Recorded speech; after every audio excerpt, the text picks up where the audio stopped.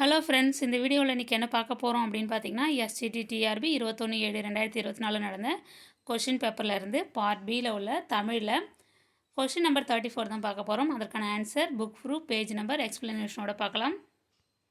Question பாருங்கள். கடலை குறிக்கும் வேறு பெயர்களில் தவறான கூற்று எது? ஆப்ஷன் ஏ புணரி, பவ்வம், பெருநீர், சாகரம். ஆப்ஷன் பி புணரி, ஆழி, வேலை, முன்னீர். ஆப்ஷன் சி நீராழி, சமுத்திரம், புடவி, பறவை. ஆப்ஷன் டி ஆழி, பெருநீர், புரவி, பவ்வம். ஓகேங்களா? சரி, இந்த கொஸ்டின் வந்து எந்த புக்கில் எந்த பேஜில் இருக்குது, என்ன ஸ்டாண்டர்ட் புக்கில் இருக்குது அப்படின்னு பார்க்கலாம்.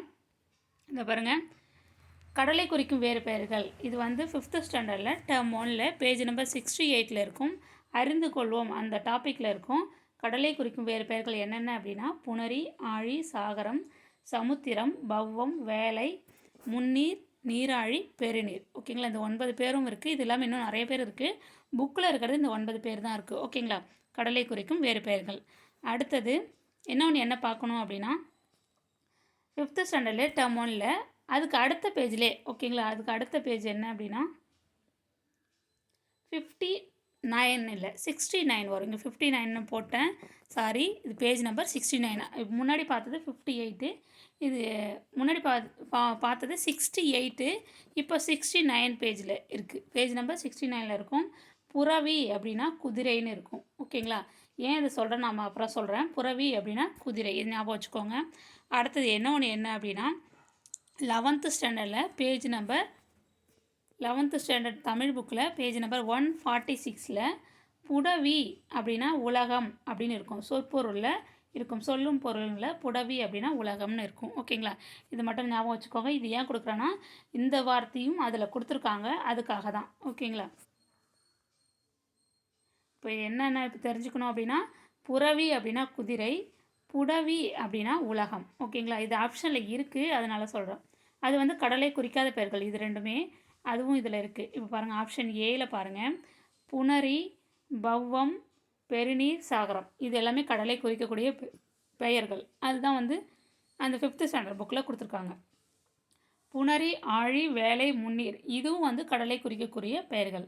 இதில் பாருங்கள், ஆப்ஷன் சியில் நீராழி, சமுத்திரம், பறவை, இதுவும் கடலை குறிக்கக்கூடிய பெயர்கள். அடுத்த ஆப்ஷன் டியில் பாருங்கள், ஆழி, பெருநீர், பவ்வம், இதுவும் கடலை குறிக்கக்கூடிய பெயர்கள். இப்போ எது தான் வராது அப்படின்னு பார்த்தீங்கன்னா இது ரெண்டுமே வராது. ஓகேங்களா? கடலை குறிக்கக்கூடிய பெயர்களில் வந்து புடவி, புறவி, இது ரெண்டுமே வரல. புடவினா நம்ம என்னென்னு பார்த்தோம், புறவினா குதிரை, புடவினா உலகம், பூமி அப்படின்னு அர்த்தம். ஓகேங்களா? இப்போ தான் நம்ம பார்த்தோம். இதில் கொஸ்டினில் என்ன கேட்டிருக்காங்க கரெக்டாக பாருங்கள். தவறான கூற்று எதுன்னு தான் கேட்டிருக்காங்க. அப்போ இதில் தவறானது எது அப்படின்னு பார்த்தீங்கன்னா ஆப்ஷன் சியும் உண்டு, ஆப்ஷன் டியும் உண்டு. இதுக்கு 2 ஆன்சரும் கரெக்ட் தான். ஆப்ஷன் சி போட்டிருந்தாலும் கரெக்ட் தான், ஆப்ஷன் டி போட்டிருந்தாலும் கரெக்ட் தான். ஓகேங்களா? இப்போ நீங்கள் ஆன்சர் கீ இன்னும் விடலை, ஆன்சர் கீ விட்டவொடனே பாருங்கள். இது ரெண்டுத்தில் எது போட்டிருந்தாலும் ரெண்டுமே ஆன்சர் கரெக்ட் தான். ஓகேங்களா? உங்களுக்கு இதுக்கு மார்க் கொடுக்கல அப்படின்னா நீங்கள் அப்ஜெக்ஷன் போடலாம். ஓகேங்களா? உங்கள் ஆப்ஷனில் ஆன்சர் கீழே ஆப்ஷன் டி கொடுத்துருந்தாங்க, இல்லை ஆப்ஷன் ஏ, பி வேறு எதாவது கொடுத்துருந்தா கூட இதுதான் கரெக்டான ஆன்சர், நீங்கள் இந்த ப்ரூஃப் வச்சு நீங்கள் அப்ஜெக்ஷன் போடலாம். ஓகேங்களா? இப்போ புடவின்றது பூமியை குறிக்கும், பூமி உலகத்தை குறிக்கும். புறவின்றது குதிரை குறிக்கும். அதனால் இந்த ரெண்டு ஆப்ஷனுமே தவறானது தான் இந்த கொஸ்டினுக்கு. ஓகேங்களா? கடலை குறிக்காத வேறு பெயர்களில் தவறான ஒன்று இது ரெண்டுமே. இப்போ கரெக்ட் ஆன்சர் என்னென்னா ஆப்ஷன் சியும் டியும். எது நீங்கள் ஆன்சர் பண்ணியிருந்தாலும் அது ரெண்டுத்துக்குமே உங்களுக்கு மார்க் கொடுப்பாங்க. ஓகேங்களா? இந்த வீடியோ உங்களுக்கு பயனுள்ளதாக இருக்கும்னு நம்புகிறேன். Thank you friends.